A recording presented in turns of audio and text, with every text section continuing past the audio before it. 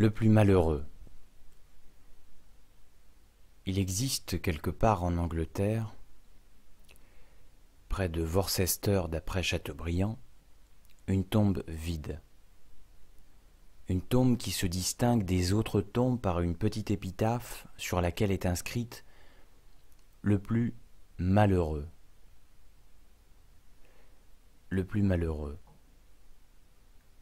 N'est-ce pas un excellent objet de méditation pour nous qui ne participons ni au chagrin, ni aux joies des hommes, pour nous qui ne sommes entendus de personne et qui, au milieu du silence de la nuit, volons comme des oiseaux solitaires,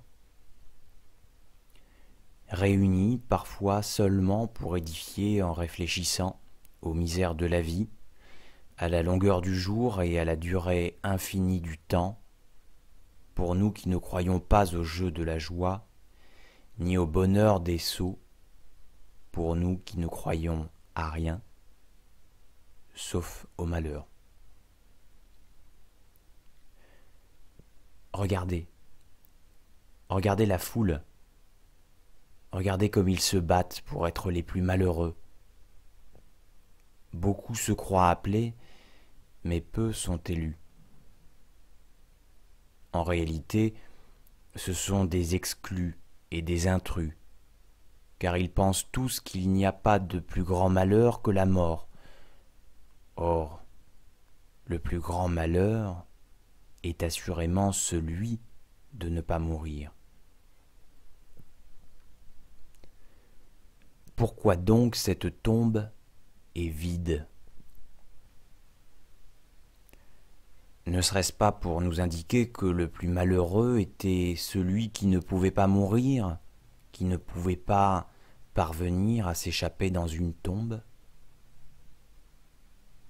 Ainsi donc, malheureux serait celui qui ne pourrait pas mourir? Et inversement, heureux serait donc celui qui pourrait ne jamais voir le jour? Mais il n'en est rien, car la mort est le bonheur commun de tous les hommes.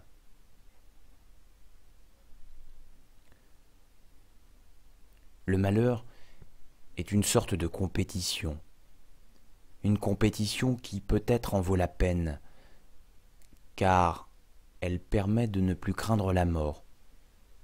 La récompense est plus glorieuse et plus certaine, encore que n'importe quelle autre récompense de ce monde, n'importe quel bonheur. Celui qui obtient l'assurance d'être le plus malheureux n'a pas besoin de craindre le bonheur. Il ne subira pas à sa dernière heure l'humiliation de devoir crier « Solon, Solon, Solon ».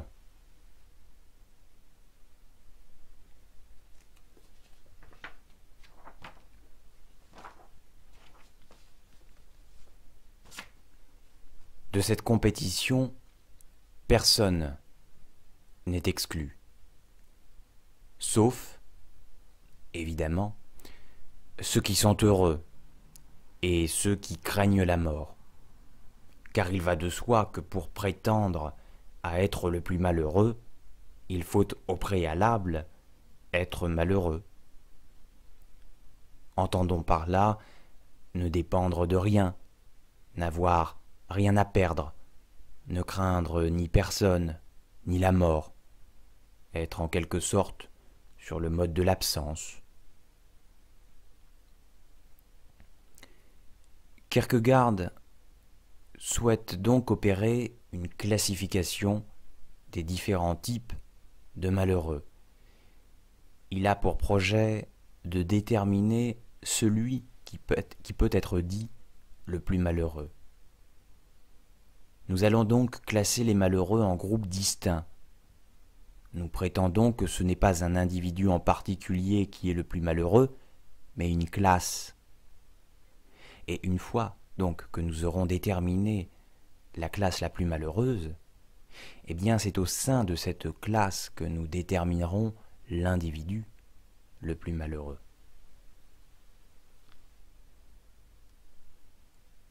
Le plus malheureux est celui qui possède en dehors de lui-même son idéal, sa richesse intérieure, la plénitude de sa conscience, sa vraie essence. Le malheureux est toujours absent de lui-même, jamais présent en lui-même. En définitive, le malheureux est donc toujours absent.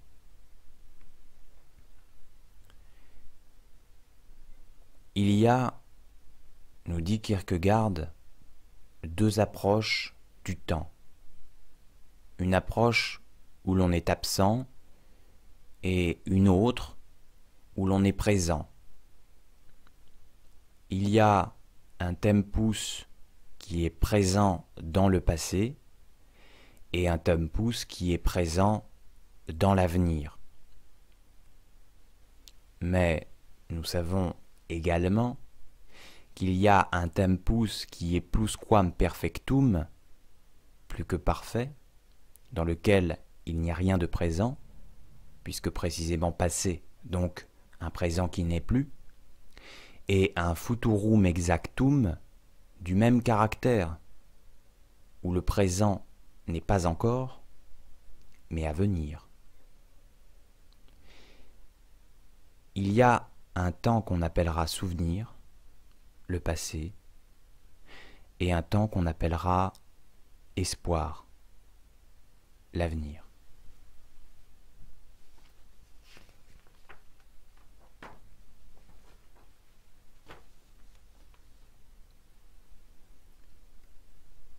Nous sommes généralement tentés d'appeler le plus malheureux celui qui ne vit exclusivement que dans le souvenir ou celui qui ne vit que dans l'espoir. Toutefois, au sens strict, on ne peut, nous dit Kierkegaard, appeler malheureux un être présent dans l'espoir ou dans le souvenir. Car il ne faut pas oublier que l'être malheureux n'est jamais présent, mais qu'il est constamment absent.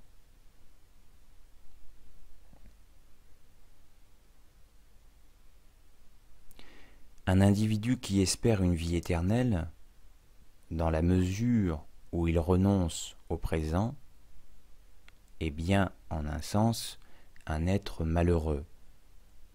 Mais il n'est pas malheureux au sens strict du mot, parce qu'en lui-même, il est présent dans cet espoir. Entendons ici que l'être malheureux au sens strict est celui qui, au contraire, n'est présent ni dans le temps présent, ni dans son espoir. La dynamique interne du sujet prend alors la forme d'une répétition incessante, il perd sans cesse espoir, jusqu'à espérer de nouveau, et ainsi à l'infini.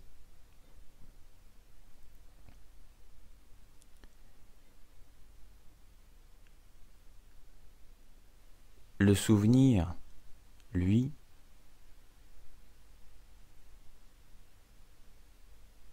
est l'élément véritable des malheureux. Parce que le passé a la particularité d'être fini. Il est effectivement plus difficile de vivre dans le souvenir, car le passé est une réalité déjà réalisée. Le passé n'offre plus aucune possibilité, parce que la possibilité appartient à l'avenir. On pourrait dire en un certain sens que vivre dans le souvenir, c'est en quelque sorte espérer l'impossible. L'impossible parce que, précisément, la possibilité a déjà été réalisée. Au fond, c'est espérer ce qui n'est plus à espérer, ce qui n'appartient plus au champ de l'espoir.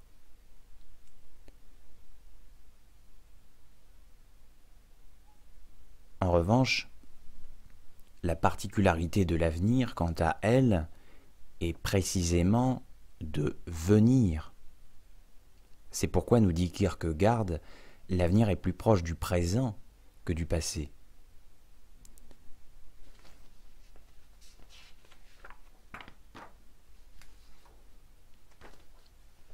L'avenir est en quelque sorte un éventail infini de possibilités offertes au présent.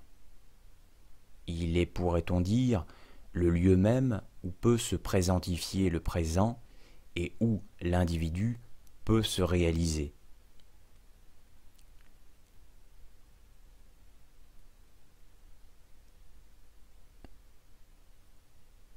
Les êtres véritablement malheureux sont donc en définitive ceux qui d'un côté espèrent l'impossible ou ce qui n'est plus à espérer, et ceux qui désirent se souvenir d'un temps qui n'a pour eux aucune réalité.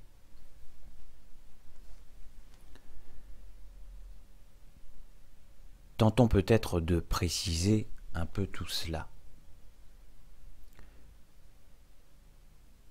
Dans le cas de l'espoir, nous avons affirmé que l'être malheureux ne pouvait être présent dans son espoir. Parce que, souvenons-nous, l'être malheureux est toujours absent. Par conséquent, il ne peut être présent dans son espoir. Mais pourtant, il est évident que tout homme qui espère place son espoir en quelque chose qui pour lui fait sens, à une réalité. Il serait parfaitement absurde de considérer qu'un être espérant un certain objet, que cet objet en question ne soit pas pour lui une réalité, qu'il n'ait pas pour lui un sens profond et intime. Nous pouvons dire donc en un certain sens que tout espérant est nécessairement présent dans son espoir. C'est pour ça d'ailleurs que Kierkegaard nous disait précédemment que l'avenir était plus proche du présent que du passé. Parce que précisément tous les espérants sont présents dans leur espoir, au sens où cet objet espéré, ou ce sujet espéré, ou ce projet espéré, est toujours une réalité pour celui qui l'espère.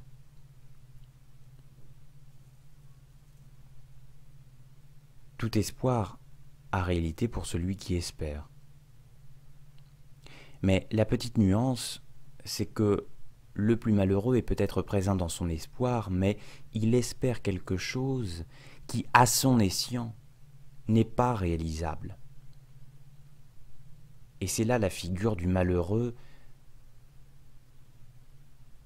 dans le cas de l'espoir. Lorsqu'un être, en perdant l'espoir, prenons l'exemple de celui qui espère voir revenir celle ou celui qu'il a aimé, au lieu de devenir un être vivant dans le souvenir, car cet amour a désormais une réalité dans le souvenir, eh bien cet individu veut continuer à vivre dans l'espoir, c'est-à-dire continuer à espérer ce qui n'est plus à espérer, ce qui n'appartient plus à l'espoir. Alors, nous dit Kierkegaard, nous avons ici un type de malheureux.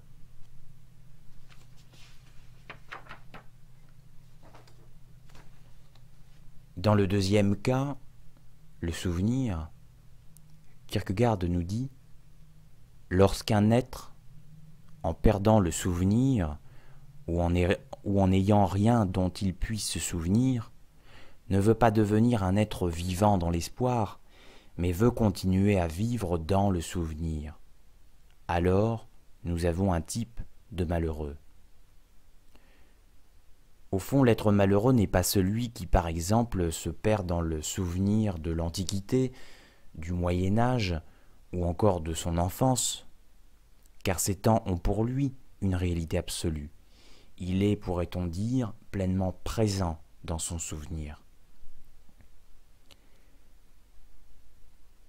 En revanche, un individu ayant vécu sans jamais, je cite Kierkegaard, comprendre les joies de la vie, ni ses douceurs, et qui s'en avise à l'approche de la mort, si par malheur pour lui il ne meurt pas mais ressuscite, sans pour cela revivre sa vie, alors celui-là pourrait bien être le plus malheureux.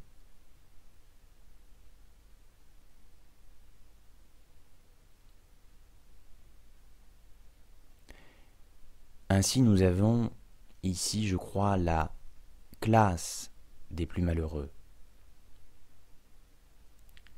Effectivement, la classe du souvenir est celle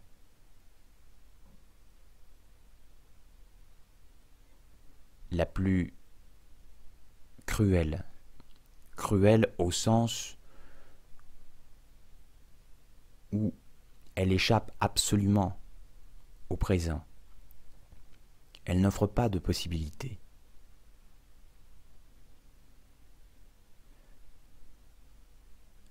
Maintenant, peut-être pouvons-nous dresser le profil de l'être le plus malheureux en combinant les deux types décrits précédemment, le malheureux dans le cas de l'espoir et le malheureux dans le cas du souvenir.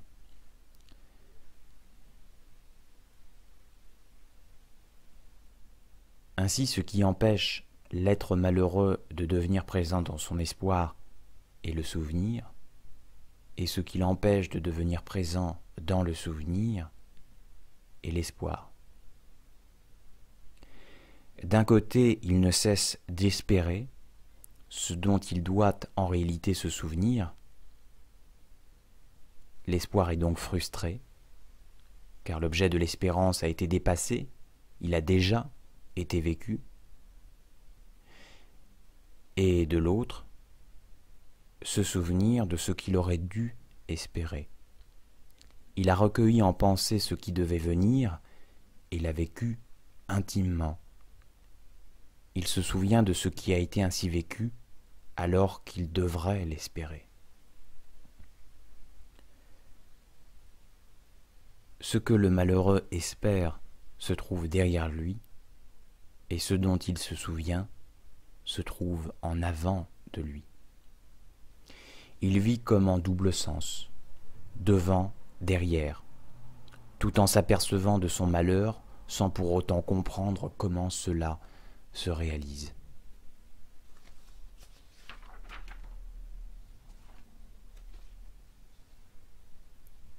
Il éprouve son malheur en toute ignorance des causes, des mécaniques en jeu ou encore des fins. Il est malheureux, sans savoir pourquoi, ni comment.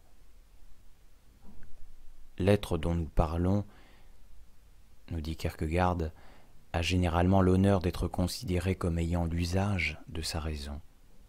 Et cependant, il sait que s'il voulait expliquer à un seul homme ce qu'il en est de lui, il serait traité de fou.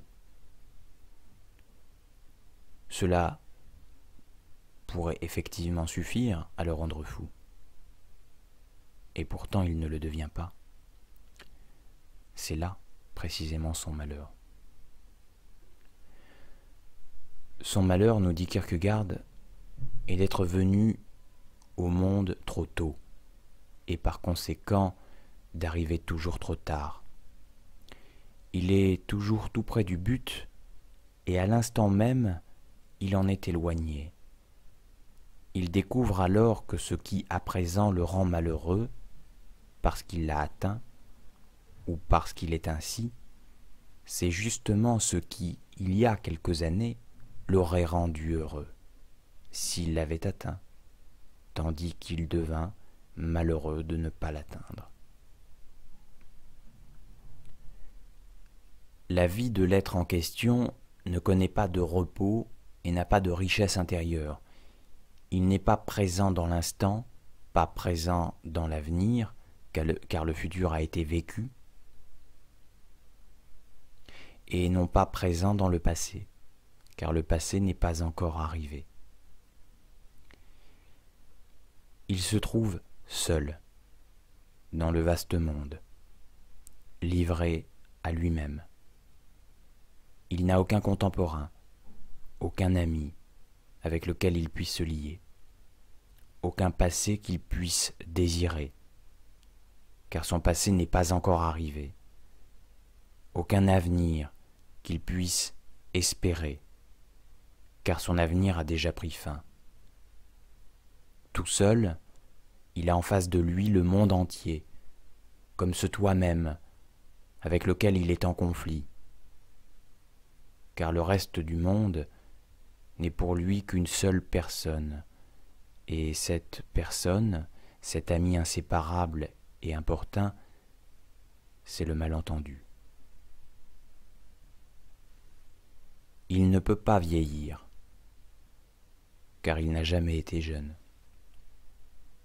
Il ne peut pas rajeunir, car il a déjà vieilli. En un sens, il ne peut pas mourir, car il n'a jamais vécu. En un sens, il ne peut pas vivre, car il est bien mort déjà. Il ne peut pas aimer, car l'amour est chose toujours présente et il n'a aucun présent, aucun avenir, aucun passé. Il jouit pourtant d'un naturel aimant et il ne hait le monde que parce qu'il l'aime. Il n'a pas de passion, non qu'il en soit privé, mais parce qu'au moment où il en éprouverait une, il éprouve la passion opposée.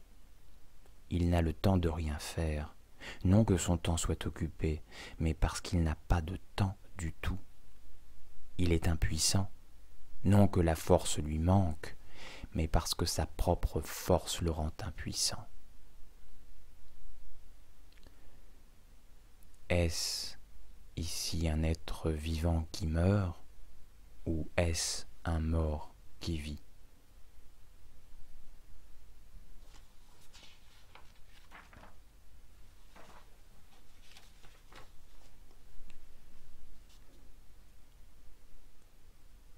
Kierkegaard illustre l'être le plus malheureux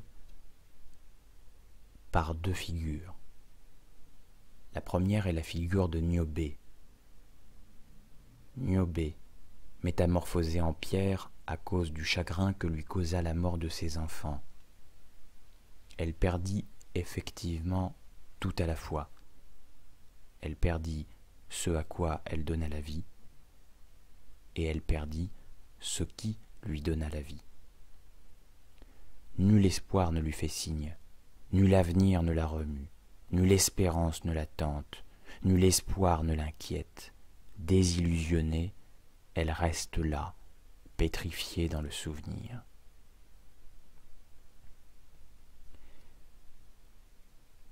Cependant, ce malheur l'a paradoxalement rendue heureuse. Un bonheur inaltérable et incorruptible.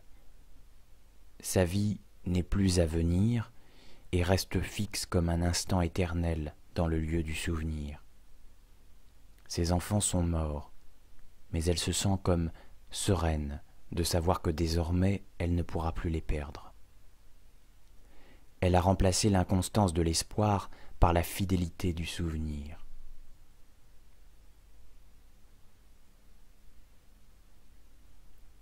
Nous avons également la figure de Job. Job perdit tout, mais non d'un seul coup, car le Seigneur ôta, et le Seigneur ôta, et le Seigneur ôta. Mais bien avant qu'il perde tout,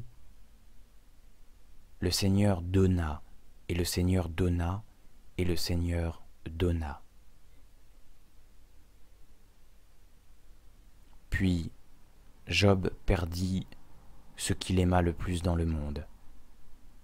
Son visage était abattu et son âme inquiète. Jeune, il aspirait au martyre, mais la réalité lui fut trop lourde et l'exaltation prit fin. Il renia le Seigneur et lui-même. Il voulut porter un monde, mais il succomba sous la tâche. Son âme ne fut pas écrasée, mais brisée. Dieu ne lui ôta pas la vie, mais lui fit tout perdre. Il fut malheureux, et pourtant il devint évidemment heureux, car il avait obtenu ce qu'il avait toujours désiré, être martyr. Cela ne prit certes pas la forme classique d'une crucifixion, d'une jetée en proie aux animaux, mais il fut brûlé vivant, lentement consumé, à petit feu.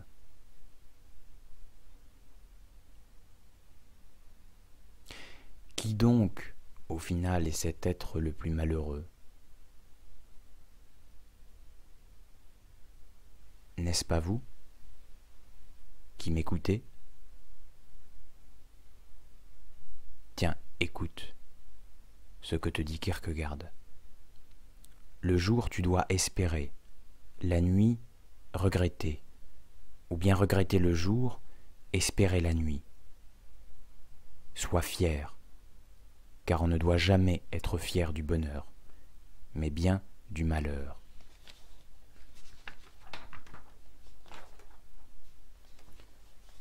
Le voilà, nous dit Kierkegaard, l'élu de la souffrance, l'amant malheureux du souvenir, troublé dans sa mémoire par la lumière de l'espoir, déçu dans son espérance par les ombres du souvenir. Il est las l'élu de la souffrance, et néanmoins vigoureux, ses lèvres sourient du monde qui se méprend de lui. Salut, nous dit Kierkegaard, sois le bienvenu ici, chez toi, dans la communauté des malheureux. Regarde, la pierre a été enlevée, l'ombre de la tombe t'attend avec sa fraîcheur délicieuse.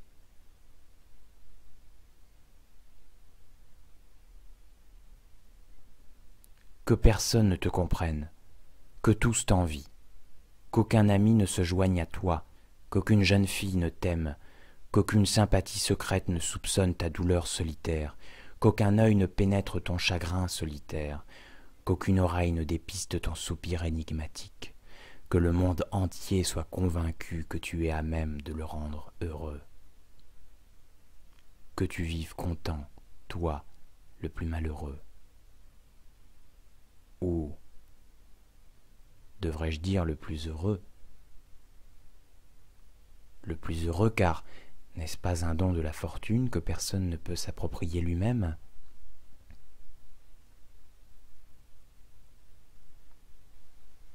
Le malheur n'est pas un choix, mais le malheur s'empare de ceux qui précisément sont liés à la vie par un intime et profond rapport.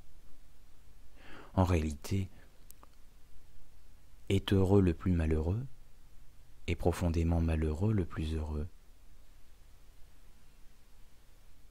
Car, nous dit Kierkegaard, qu'est-ce que la vie, sinon démence? Qu'est-ce que la foi, sinon folie? Qu'est-ce que l'espoir, sinon partie remise? Et qu'est-ce que l'amour, sinon vinaigre dans la blessure? La nuit est passée, le jour recommence son activité infatigable, jamais lasse, semble-t-il, de se répéter éternellement et éternellement.